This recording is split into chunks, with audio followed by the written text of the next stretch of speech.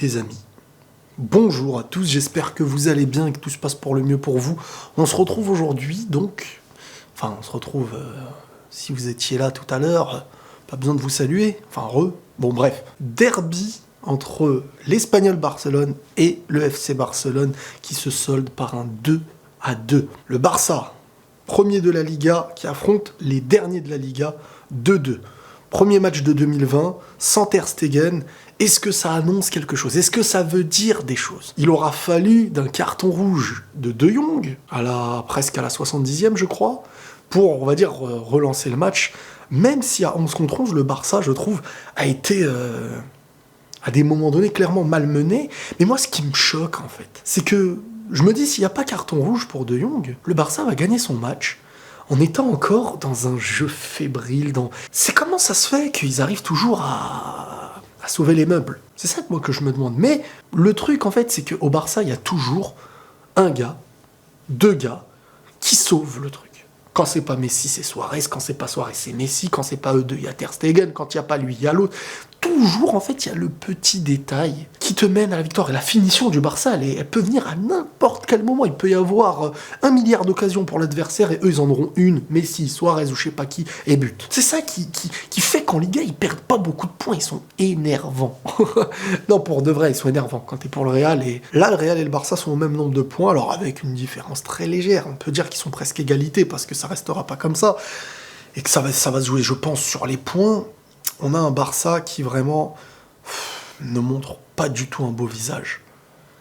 Un Barça que tu vois marquer par exemple des buts sur des centres, c'est très rare en fait. Ce Barça-là, il va être dans l'histoire d'une certaine façon, dans le fait de contredire sa philosophie de football, quoi. Oui, j'ai une tête fatiguée, mais bon, il est très tard aussi, donc arrêtez de me saouler avec ça. J'ai pas énormément de trucs à dire sur ce match, si ce n'est que Piqué, il a toujours le droit, en tant que dernier défenseur, d'accrocher son défenseur.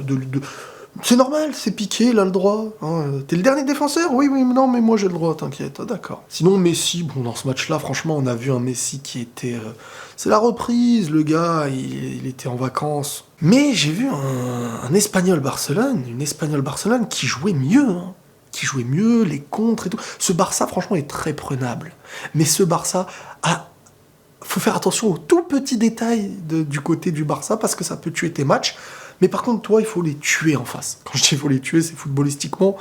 Et par contre, l'absence de Ter Stegen, comme je l'ai dit sur Twitter, elle va se faire ressentir. Elle va se faire ressentir. Alors, je sais pas combien de temps il va être absent, mais ça va se faire ressentir fortement. Le Barça et le Real qui reviennent à ce qu'ils étaient, on va dire, avant la trêve hivernale. Et on peut dire que le championnat, je ne veux pas dire qu'il est relancé, parce qu'il est en concurrence directe entre le Real et le Barça du début jusqu'à maintenant pour l'instant. Mais Barcelone, ils sont inquiétants. Si t'es pour eux, franchement, c'est inquiétant. La vérité, c'est inquiétant parce que ça n'a pas l'air de concorder. Vidal, moi je trouve que Vidal, il apporte énormément de bien. À chaque fois qu'il rentre, il permet d'avoir un équilibre, de charbonner.